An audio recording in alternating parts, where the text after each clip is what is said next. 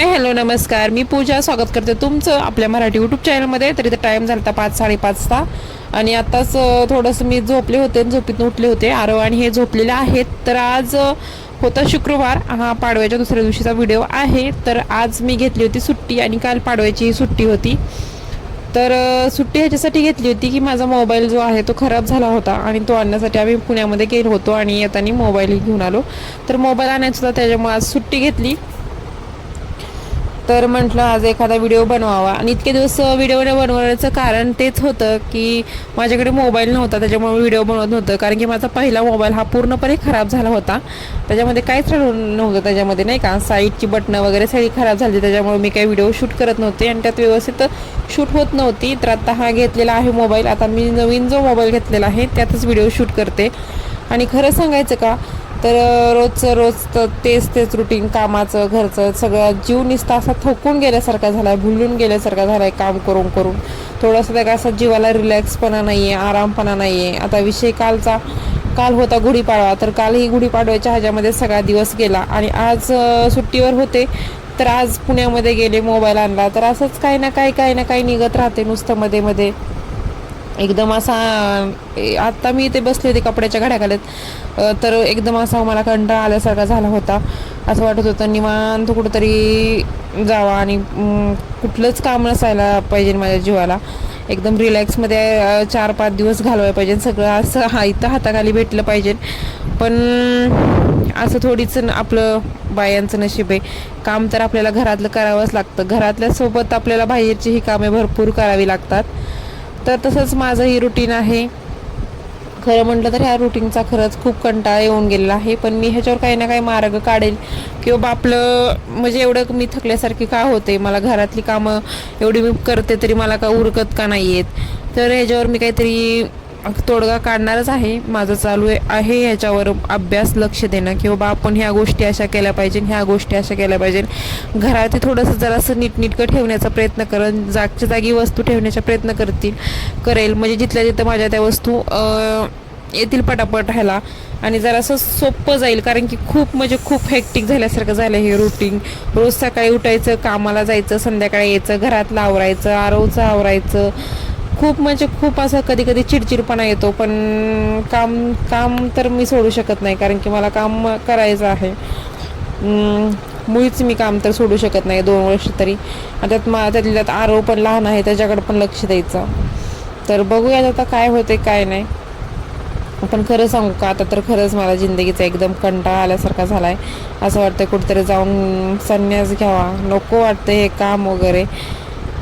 पण असं वाटतं फक्त, पण असं आपल्याला काही करता येणार नाही आहे. आपली जिंदगी अशीच जाणार सगळी. तर इथे मी बाहेर गेले होते आणि मग बाहेर म्हणजे पुण्यातच गेले होते आणि खरंच शरीरात खूप असा थकवा आल्यासारखा झाला होता. म्हणून पहिल्यांदा बाहेरची कपडे काढली आणि त्याच्या घड्या घालून ठेवले कपाटामध्ये पण आहे तशीच कोंबली कपडे. कारण की ऑलरेडी कपाटामध्ये एवढीच गर्दी झालेली आहे आणि एवढी कपडे झालेले आहेत आणि त्याच्यात कपाट एवढं छोटं पडतंय, त्याच्यामध्ये जागाच नाही. मी किती जरी कपाट व्यवस्थित ठेवलं तरीही जागाच पुरत नाही. कारण की कपडे खूप झालेले आहेत. विचार आहे 2-4 महिन्यामध्ये नवीन कपाट घ्यायचं, पण बघूयात. आता सध्या तर खूप लोड झालेला आहे, कारण की आता सोफा घेतलेला आहे आम्ही आणि नंतर आता हा मोबाईल घेतला आहे, त्याच्यामुळे आता सध्याला तर नाही, पण घेऊत नक्कीच कपाट. कारण की कपाट असलं म्हणजे सगळा सुटसुटीत ठेवता येईल. कारण की मी एवढ्या गोष्टी आहेत प्रचंड, त्या कुठे ठेवू आणि कुठे नाही असं होतं मला. मग असं एखादं कपाट घेतलं त्याच्यामध्ये माझ्या गोष्टी बसतील तरी, काही जरा बाहेर दिसणारा पसारा तरी कमी होईल. हे जे जुनं कपाट आहे ते आरवच्या खेळण्यासाठी वगैरे वापरता येईल. ते बघू, आता चालू आहे नियोजन, कधी घेणं होते कधी नाही.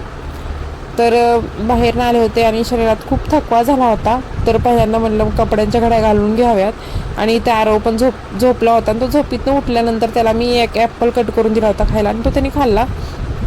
तर म्हणतात पहिल्यांदा चहा घ्यावा, पण चहा घेण्यासाठी माझ्याकडे दूध नव्हतं, पण मी ब्लॅक टी घेतला आणि थोडंसं रिलॅक्स झाले. कारण की खूप असा आळस आल्यासारखा झाला होता. आणि इथे काल पाडवा होता ना, पाडव्याला आमच्या इथे उरूस असतो पाडव्याच्या निमित्ताने.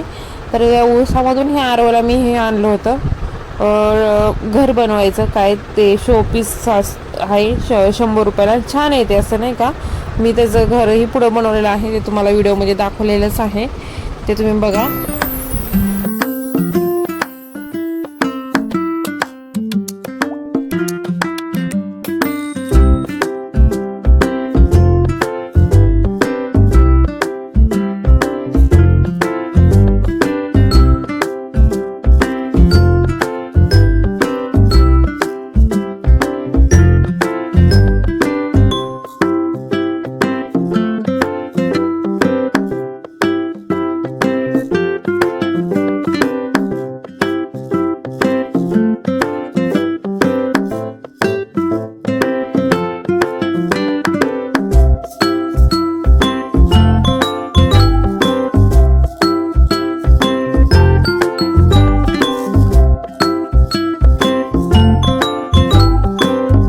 तर खूप डोकं खाऊन आणि खूप मेहनतीने शेवटी हे घर मी बनवलंच. नंतर हे आले होते थोडीफार हेल्प करायला, पण स्टार्टिंगला ह्या घराने खूप त्रास दिला. मला तर वाटलं माझ्याच्याने आता हे शक्यच नाही, मी बनवणारच नाही. पण परत थोडं आयडिया मी बनवलं आणि छान बनलं होतं. तर इथे भांडी पडली होती सकाळची चहाची. तर सकाळी चहा आणि नाश्ता करूनच आम्ही घरातून निघालो होतो आणि मग काही घासलीच नाहीत. आल्यानंतर जरा दमून आलो होतो, त्याच्यामुळे घासली नव्हती मी भांडी. तर म्हटलं आता घासून घ्यावी. आरवला इथे घर बनवून दिलं होतं, त्याचं पण 2 दिवस चालू होतं, मग मी घर बनव, त्याच्यामुळे बनवलं अगोदर ते. आणि तर म्हटलं आता भांडी घासून घ्यावीत. थोडीच होती, जास्त नव्हती, पण म्हटलं आता स्वयंपाक करायच्या अगोदर थोडीशी घासून घ्यावीत. स्वयंपाक काय बाकी केला नव्हता मी आज, फक्त वरण भातच केला होता. कारण की येताना आम्ही बाहेर जेवलो होतो त्याच्यामुळे, आणि उशिरा जेवलो होतो 3-4 वाजता, त्याच्यामुळे जास्त भूकही नव्हती. तर म्हटलं हे म्हटलं काहीतरी हलकंसं कर, त्याच्यामुळे काही नाही, साधा वरण भात केला होता. तर खूप जणांचे मला कमेंट येत आहेत की तुम्ही मेसचे डबे का बंद केले. तर मेसचे डबे बंद करण्याचं कारण असं होतं की माझ्याच्याने तेवढ्या गोष्टी हँडल होत नव्हत्या. कारण की मेसच्या डब्यामध्ये थोडंसं कष्ट करावं लागतं, जास्त प्रमाणात खूप लक्ष द्यावं लागतं, सगळ्या गोष्टी जरा व्यवस्थित मॅनेज कराव्या लागतात. आणि ते माझ्याच्याने होत नव्हतं, असं नाही म्हणणार की होत नव्हतं, पण ते माझ्याच्याने करणं म्हणजे थोडंसं अवघड झालं होतं. कारण की ह्यांना पण फर्स्ट शिफ्ट, सेकंड शिफ्ट आणि थर्ड शिफ्ट असल्यामुळे ना, जर असं डबे द्यायचा किंवा हे करायचा प्रॉब्लेम येत होता. जर तुमच्या इथे डब्यात जर कस्टमर घरपोच घ्यायला येत असेल तर मग मेसचे डबे करायला काहीच हरकत नाही आहे, आणि असंही मेसच्या डब्यामध्ये परवडतंच. पण इथे आमच्या इथले कस्टमर घरी डबे घ्यायला येतच नव्हते, त्याच्यामुळे मग फर्स्ट शिफ्टला, सेकंड शिफ्टला किंवा थर्ड शिफ्टला असे शिफ्टनुसार आहे ना, खूप अवघड व्हायचं त्यांना डबे द्यायला. आणि असं वाटलंही मला थोडंसं बाहेर पडून बाहेरच्या गोष्टींचा थोडासा अनुभव घेता येईल.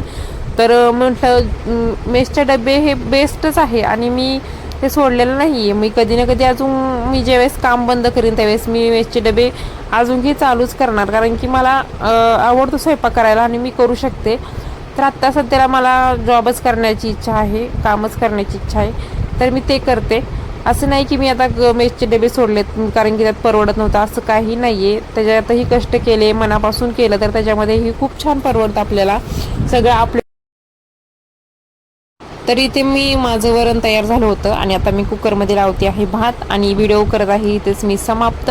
तर छोटासा ब्लॉग बनवला होता आज खूप दिवसानंतर. तर कसा वाटला हा कमेंटमध्ये नक्की सांगा. व्हिडिओ जर माझा आवडला असेल तर लाईक करा, आणि हो, तुम्ही जर माझ्या चॅनलवर अजूनही नवीन असाल तर चॅनलला सबस्क्राईब करायला विसरू नका. चला तर भेटूया अशाच नवीन छानशा व्हिडिओमध्ये. तोपर्यंत टाटा, बाय बाय. आणि ते मी त्यांच्यासोबत काहीतरी रागाने बोलते आहे, ते बाहेर हॉलमध्ये बसले होते आणि मी बघा ना किती रागाने बोलते आहे. तर चला, असंच काहीतरी चालू होतं, ते मला काहीतरी विचारत होते आणि मी ते सांगत होते. माझ्या तोंडावरची रिॲक्शन वगैरे बघा, मला खूप राग आला होता. म्हणजे एकतर मला टी व्हीच्या आवाजाने काय ऐकायला येत नव्हतं, मी काय करून बोलले आणि बोलत होते काहीतरी, ते माझ्या लक्षात राहिलं नाही. तर चला, बाय बाय.